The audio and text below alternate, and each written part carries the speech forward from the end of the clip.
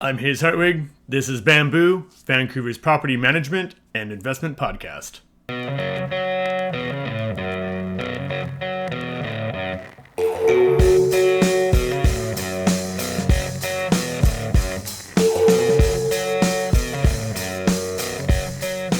Hello everyone, and welcome to the show.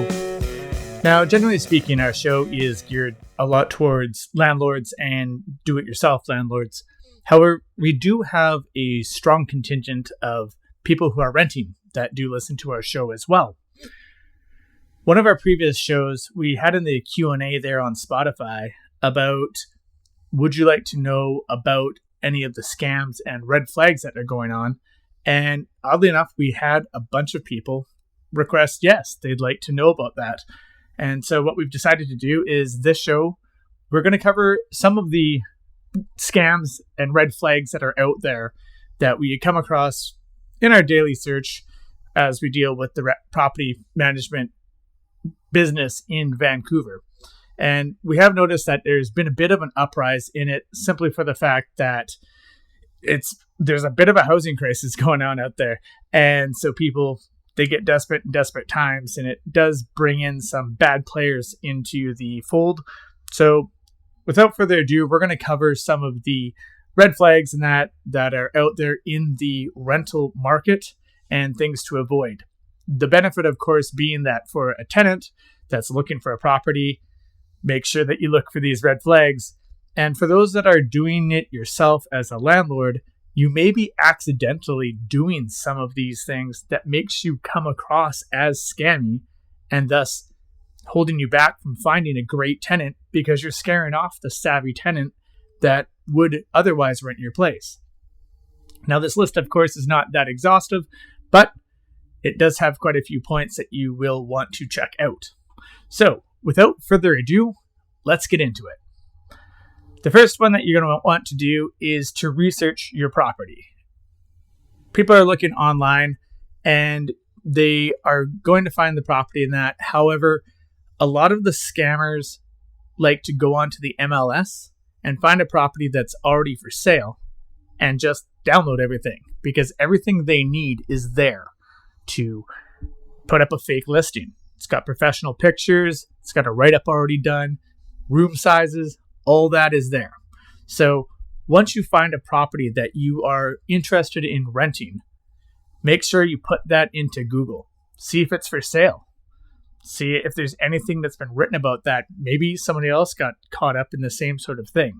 So make sure that you research the property as thoroughly as possible and really make sure that it's there. That's one of the main things that you want to do. Secondly, you want to verify who you're speaking with. Now, when you go and apply for a property, they're going to be researching you. They want to know who you are. They want to know where you're working, all this sort of thing. So make sure that you can confirm the identity of who you're talking to, whether it be the landlord or a property manager. Now, one of the ways to go about this is for the do-it-yourself landlords that are marketing their own property. You can go down as a tenant or whomever to the land titles office there's in New West. You can also do it online and pull a title search.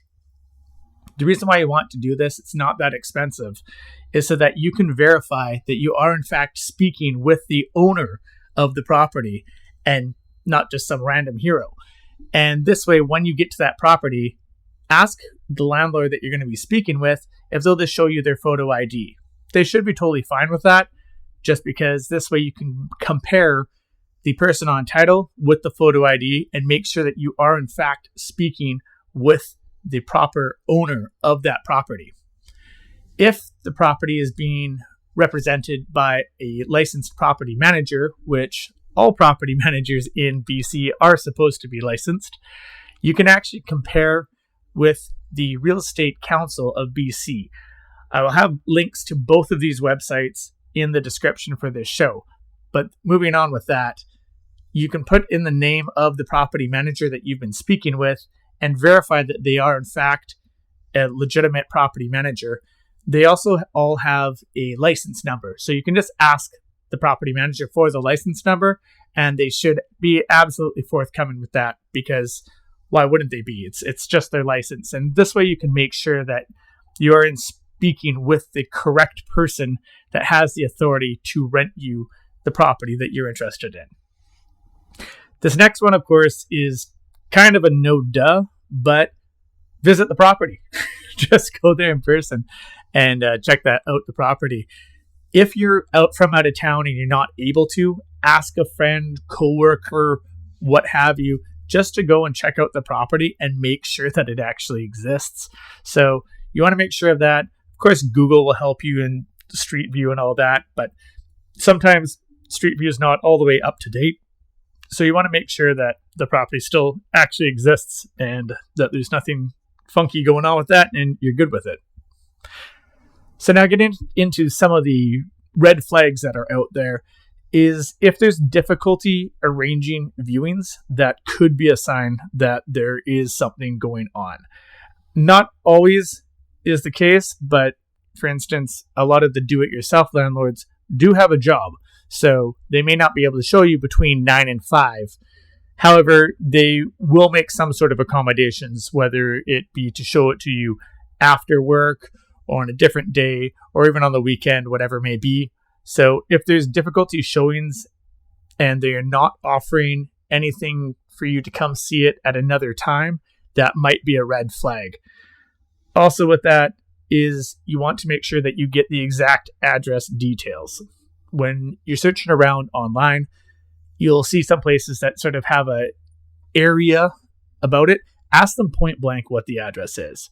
Most units that are up for rent are in apartments, of course. So ask for that suite number and the building number. And again, that will lead back to what we talked about at the very top of the show, which is researching the property to make sure that A, it actually exists, and B, that it's not just taken off the MLS for somebody to try and steal your money. So make sure that you ask for the direct address details.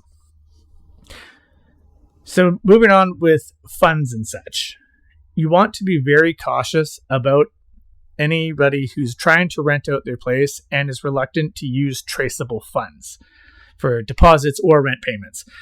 So if they're trying to stick to 100% just cash, that's probably a pretty good flag. And you want to make sure that you use secure and traceable payment methods such as checks or bank transfers or e-transfers, anything that'll create a nice paper trail so that if anything does go awry, you're able to trace who took the money and where it went and at least have a better chance to protect yourself.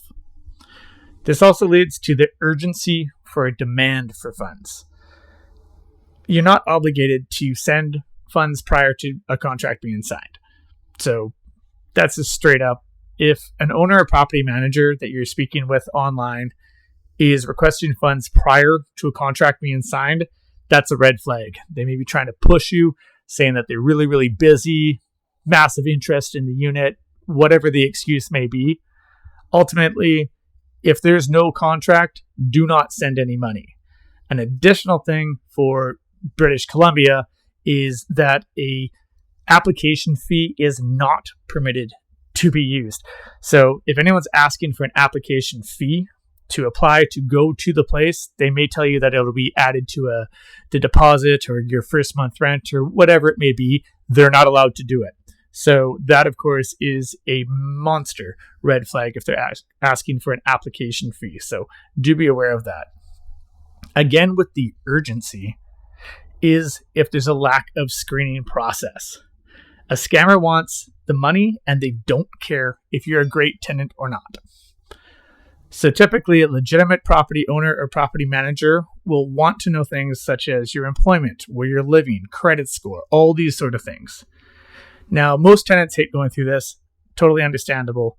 However, a legit property owner or property manager will want this information. And if someone is rushing through all of these, that's something that you want to be a little bit wary of, simply for the fact that they don't care, which is not a good sign if you're trying to have a good, healthy relationship between a tenant and a landlord. The next point is to read the agreement carefully. We see so many times through Vancouver Rent It that we'll put out a contract and somebody will just sign it. They have no idea what they're signing. They just click, click, click, sign, gone. And that's pretty crazy if you think about it, because anybody can slide in something into their contract. They could change the price from the ad that you responded to the contract that you're signing. And once that contract's signed, now we have a legal binding contract that you are stuck with. So once you do get a contract, make sure that you slow down and read it carefully. We're all guilty of tinkering around on our phone or watching TV or trying to multitask, but this is a legal binding contract. So make sure that you sit down and 100% focus on it. And if you have any questions, ask them prior to signing the contract. You want to make sure that you're happy with what you're signing and that everybody's on the same page so that you have a good, healthy relationship with your actual landlord. The other thing that comes up a lot of times is people just wanting to have a handshake and no contract. It's nice when you get along with somebody and have some rapport, and that's great. However, not having any documentation for your tenancy is a terrible idea. One of the scams that's out there is to meet with a tenant, shake hands, collect the deposit on the unit, and then everyone goes on their merry way. However, come in the move-in day, they have your money, they're not there, and you don't have a place to rent. So here you are stuck with no contract, no paperwork, and you've lost your deposit just because somebody, was a little bit smooth talking and shook your hand and we're on the merry way. So just make sure that if you do not have a contract, do not send any money. You also have to be aware of unrealistic rental prices. If the rent is significantly lower than the market average for similar properties in the area, there's a good likelihood that that's a red flag. Lots of the scammers will go and make the most attractive property to try to get the most people in there, because obviously the more marks that they find, the more money they're going to make. So do be careful. If you see something that is well below the market, if it's too good to be true, it probably is. Marketing wise as well, bad or no photos could be a giant red flag. Could you imagine that you're trying to sell a car only based on text? You'd probably be taking good photos of it, wash the car, make it look as best as you can. So you'd want to have a bunch of photos up there, of course, right? If there's no photos, or they're terribly photos, blurry, look like they were taken through a potato or something, that might be a red flag. So do pay attention to homes that are not being marketed very well, because they're just trying to get it out there and make some cash. At the minimum, a place with no photos could be trashed. And at the worst, it could not exist. So a legitimate property will be trying to put their best foot forward to show it off. So they will likely have clear, concise photos, maybe a virtual walkthrough, maybe a video, something of this nature, just to really make sure that the place looks great. One of the ways to protect yourself with that, and which would most likely have lots of good videos and photos, is to use reputable rental websites. There's a bunch out there: Craigslist, Kijiji, Live.rent, the property management websites. All of these are pretty good sites and places to find a rental. Facebook Marketplace has become very popular. However, Facebook wasn't designed to be a rental source.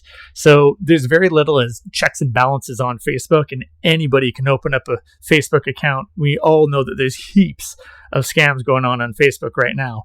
So the rental market is not untouched by this. So if you are looking around on Facebook Marketplace, make sure to do your due diligence so that you are renting a place that you're supposed to be with the person that you're supposed to be renting it from. These last ones are not so much of a scam, but more of something just to protect yourself in general. Once you find a place and you've done all your due diligence, making sure that none of these red flags that we've just talked about have occurred, you want to make sure that you do a property inspection. Make sure you take lots of videos, lots of photos, write things down, do all this stuff, because this is the way that you're going to protect yourself to get your security deposit back when you move out. Now, as I said, this isn't a scam, but it's just something that will protect you and make sure that you get your deposits back. Obviously, cleaning is outside of that, but you do want to make sure that you've taken photos and marked down that there's scuffs on the walls or a dent in the fridge or whatever it may be, just so that you don't get stuck with it when you're moving out. And the main point through all of these ones, no matter what, is trust your instincts. If you're somewhere checking out a place and for some reason your belly is just saying no, your gut feeling is saying no, then do not do it. There are other units out there where you'll feel comfortable, you're not worried, you won't be losing any sleep at night. So if your gut instincts are saying there's something wrong, even if you can't lay your finger on it, do not proceed. Just leave it be, walk on, and find another place. Well, I hope that you found any of these tips helpful. Hopefully this will help protect anybody who's out there looking for a rental. And if you listened for this far, thank you very much for making it to the end of our show. Much appreciated. Please do make sure that you like and subscribe. And we'll be back in another couple of weeks with some stats and updates. Thank you for listening. My name's Haze. This has been Bamboo, Vancouver's property management and investment podcast.